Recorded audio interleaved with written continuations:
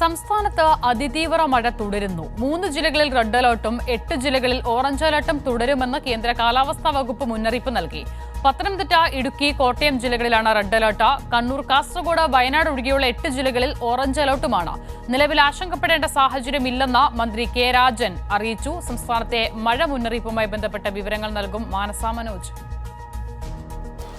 അസിത, സംസ്ഥാനത്ത് നിലവിൽ 24 വരെയുള്ള കാലാവസ്ഥാ പ്രവചനമാണ് കേന്ദ്ര കാലാവസ്ഥാ നിരീക്ഷണ കേന്ദ്രം പുറത്തുവിട്ടിരിക്കുന്നത്. വരും ദിവസങ്ങളിലും മഴ ശക്തമാകുമെന്ന മുന്നറിയിപ്പാണ് നൽകിയിരിക്കുന്നത്. ഇന്നും നാളെയും 3 ജില്ലകളിൽ റെഡ് അലർട്ട് തുടരുകയാണ്. ഇന്ന് 8 ജില്ലകളിൽ ഓറഞ്ച് അലർട്ടും ബാക്കിയുള്ള ജില്ലകളിൽ യെല്ലോ മുന്നറിയിപ്പും നൽകിയിട്ടുണ്ട്. അതോടൊപ്പം തന്നെ പത്തനംതിട്ടയിൽ ഇന്നും നാളെയും മറ്റന്നാളും റെഡ് അലർട്ടാണ് നിലനിൽക്കുന്നത്.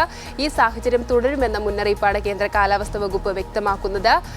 അതോടൊപ്പം തന്നെ പൊതുജനങ്ങൾ ജാഗ്രത പാലിക്കണമെന്ന നിർദ്ദേശം നൽകിയിട്ടുണ്ട്. മലയോര മേഖലയിലും താഴ്ന്ന ഭാഗത്തും അതോടൊപ്പം തന്നെ തീരപ്രദേശത്ത് താമസിക്കുന്നവരും പ്രത്യേക ജാഗ്രതാ നിർദ്ദേശങ്ങൾ പാലിക്കണം. അധികൃതരുടെ നിർദ്ദേശാനുസരണം മാറി താമസിക്കേണ്ട സാഹചര്യം വന്നാൽ അതിന് തയ്യാറാവണം എന്നും